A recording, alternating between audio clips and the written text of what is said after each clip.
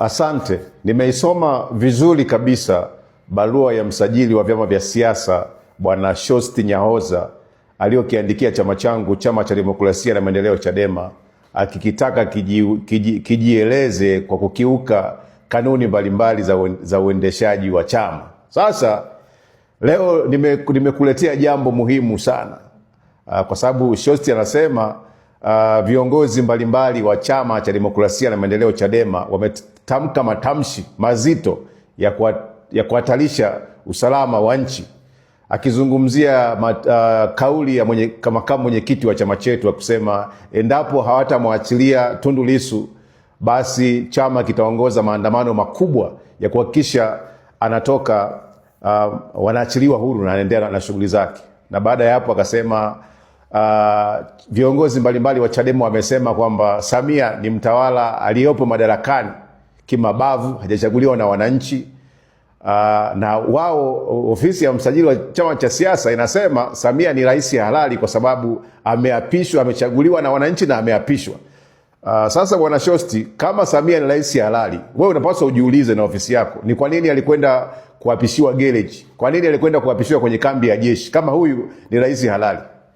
Sasa Shosti, sikiliza. Umesema haya matamshi ya viongozi wa Chadema ni matamshi halali. Je, umewahi kusikiliza matamshi halali kutoka kwenye chama chako, Chama cha Mapinduzi? Kauli ngapi za kuhatarisha usalama wa nchi zimetolewa na Chama cha Mapinduzi, wanachama wake, cha kuwataka viongozi wa vijana wa Chama cha Mapinduzi kuwavunja miguu wapinzani. Mwenyekiti wa UVCCM mkoa Kagera alisema vijana wakipotea wasitafutwe, polisi wasiwatafute, watakuwa wamepoteza wao. Aliyekuwa mwenyekiti wa UVCCM taifa Bwana Heri James alisema sasa hivi hawatadili sana na wanaokosoa serikali, watawachoma tu sindano za sumu na watapoteza maisha. Hizo hujaziona? Yule kijana wa Arusha UVCCM aliyekuwa anaomba kuchaguliwa kuwa diwani ndani ya ukumbi, akisema kile kikosi cha chinja ya wapinzani alikuwa anakiongoza yeye, hicho haukuandika barua kwa Chama cha Mapinduzi. Ila wewe uko bize na Chadema.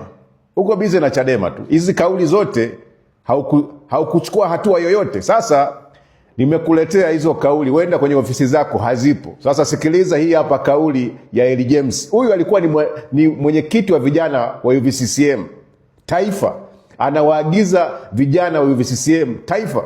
Msikilize anachosema.